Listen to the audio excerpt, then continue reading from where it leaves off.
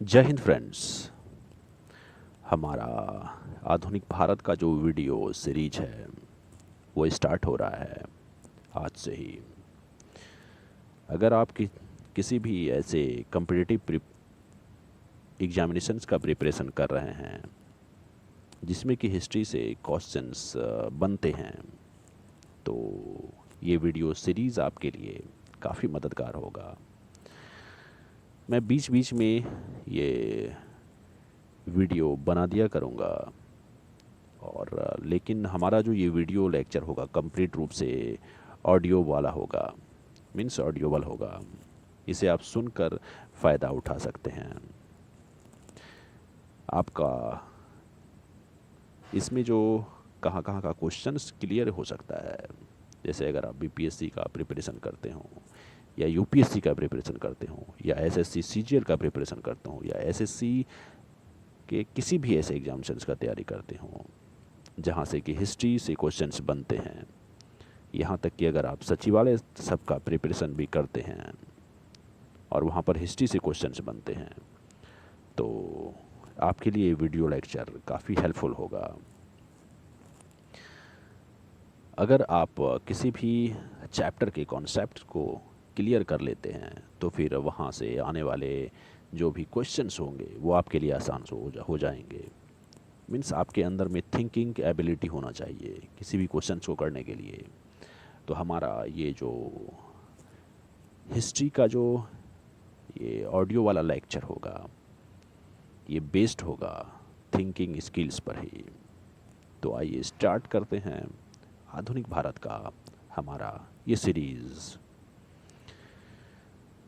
किसी भी काल के लिए परिवर्तन काफ़ी मायने रखते हैं। जिस काल में कोई खास परिवर्तन हुआ हो उस परिवर्तन से ही उस काल को जाना जाता है। अब आधुनिक युग का जो स्टार्ट हुआ इन्हीं परिवर्तनों की देन है। 15वीं शताब्दी की का बात करें अगर, तो इटली में एक नया आंदोलन स्टार्ट होता है जिसे कि पुनर्जागरण कहा जाता है। अब इस पुनर्जागरण का अर्थ क्या है? इस पुनर्जागरण का अगर आप सीधा सा अर्थ निकालें तो इसका मतलब होता है वैज्ञानिक पद्धति से किसी भी चीज़ को सोचने की क्षमता ही पुनर्जागरण कहलाता है। अब वैज्ञानिक पद्धति का मतलब क्या? वैज्ञानिक पद्धति का सीधा सीधा मतलब है अगर आप किसी भी चीज़ को तर्कसंगत ढंग से सोच पाते हैं तो फिर कह सकते हैं कि आप में वैज्ञानिक सोच है। मतलब पुनर्जागरण का जो मेन सिद्धांत है वो वैज्ञानिक पद्धति पर ही आधारित है। जैसे अगर एक महिला है, वो पीपल के वृक्ष की पूजा करती है, और वो क्यों कर रही है अगर आप उससे पूछें, और वो परंपरागत आंसर देती है, मतलब पीढ़ी दर पीढ़ी जो सोच चली आ रही है उसमें भी अगर वो सोच है तो इसे हम लोग परंपरागत विचार मानते हैं। अगर वही दूसरी महिला है, वो इस बात को जानती है, उसके वैज्ञानिक आधार को मानती है कि पीपल का वृक्ष अब बहुत कम है, और ये जो पीपल का वृक्ष है काफ़ी ऑक्सीजन देता है और हमारे एयर को फ्रेश करने में मदद करती है, तो फिर ये वैज्ञानिक सोच कहलाएगा। मतलब उस महिला में पुनर्जागरण हुआ है, पुनर्जागरण के प्रभाव में रहा है। या आप ऐसा कहें, अगर आप किसी से पूछें कि आपको गुस्सा बार बार क्यों आता है, और वो आपको कहे कि आप पर किसी बुरे साया का प्रभाव है, तो आप समझ जाएं कि वो आदमी पुनर्जागरण के प्रभाव में नहीं है। मतलब वो अभी तक उसके अंदर में जो आंदोलन होना चाहिए था वो आंदोलन अभी उसके अंदर में नहीं हो पाया है।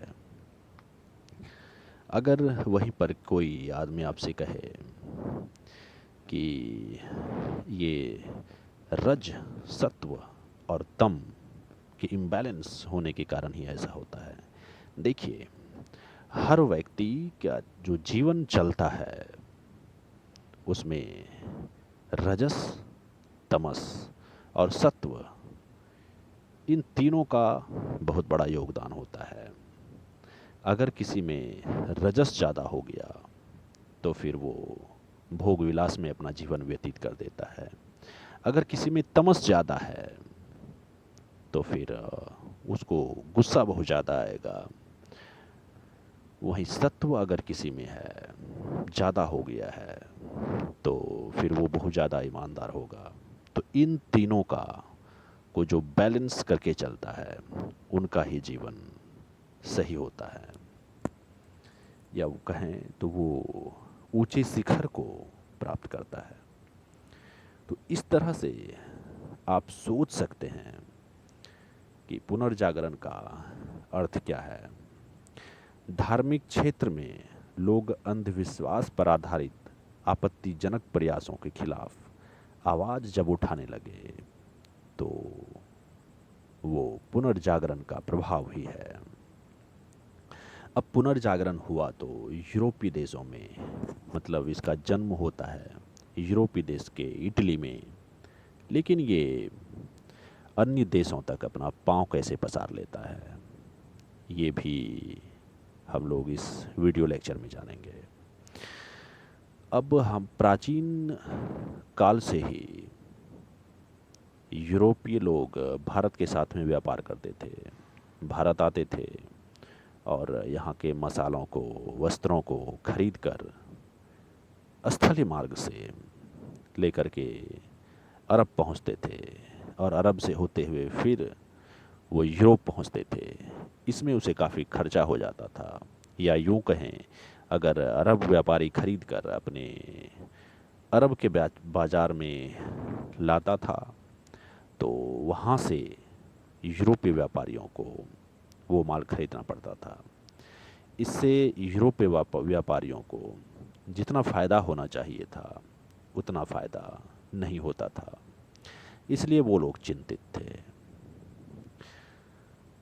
अब इसी बीच वो जो अरब से होकर, जिस रास्ते से होकर यूरोपी के लोग हमारे भारत आते थे व्यापार करने के लिए, उस पर अरबों का कब्जा हो गया और उधर से अगर कोई यूरोपीय व्यापारी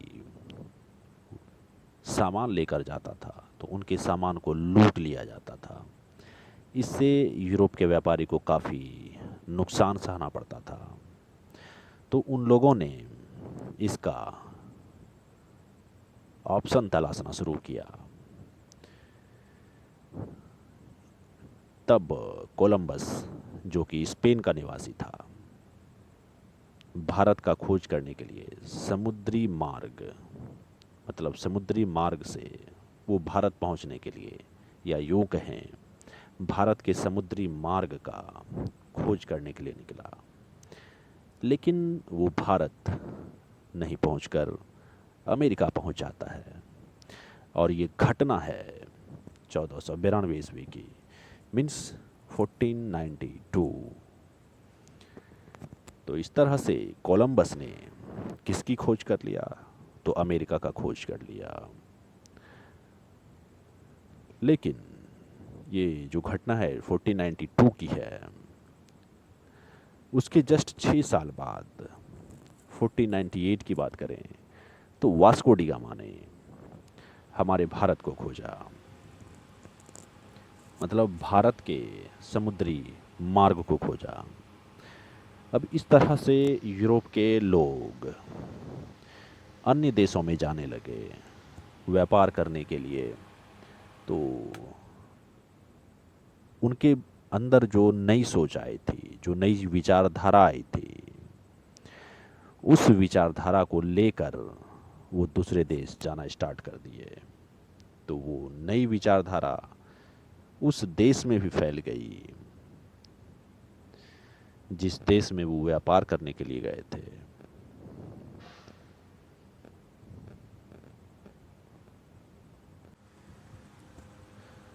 अब इस तरह से यूरोप के वासी बहुत सारे अन्य देशों में व्यापार करने के लिए जाते हैं।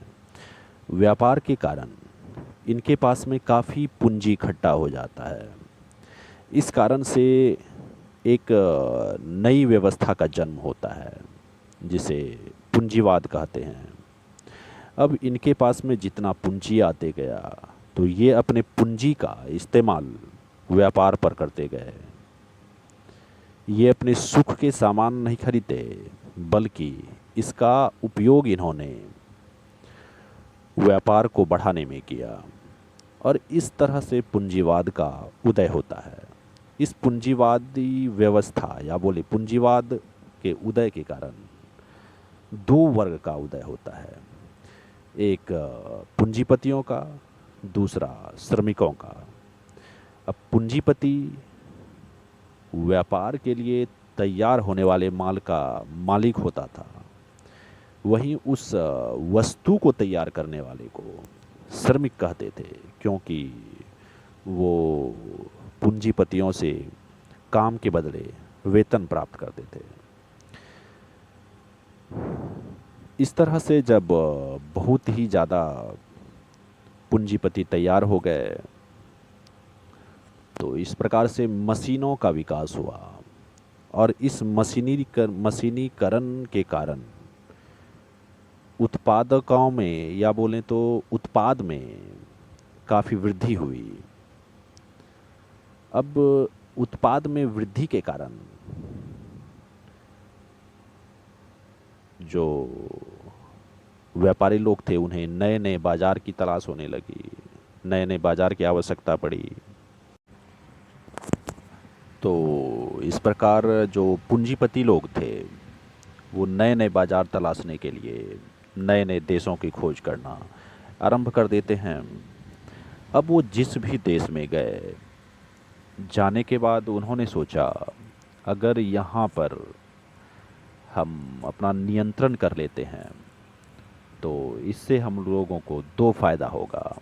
एक तो हमारे माल के लिए हमको एक बाज़ार मिल जाएगा, दूसरा जो हमें अपना सामान बनाने के लिए जो कच्चा माल है वो भी हमारा ही हो जाएगा।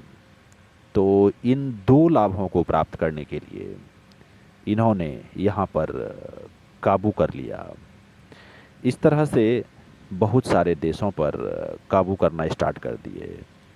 तो इस प्रकार अंग्रेज़ों ने बोले या यूरोपीय वासियों ने साम्राज्यवादी व्यवस्था को जन्म दिया।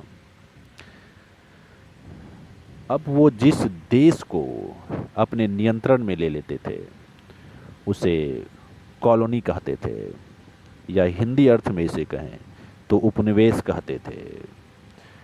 अब इस काल में बहुत सारे उन्होंने कॉलोनी बसाए, बहुत सारे उपनिवेश बनाए, इसलिए इसे औपनिवेशिक युग भी कहते हैं। इस काल में उन्होंने एशिया, अफ्रीका, दक्षिण अमेरिका के अधिकांश देशों को औद्योगिक यूरोपीय देशों के आर्थिक व राजनीतिक नियंत्रण के अंदर में ले आए।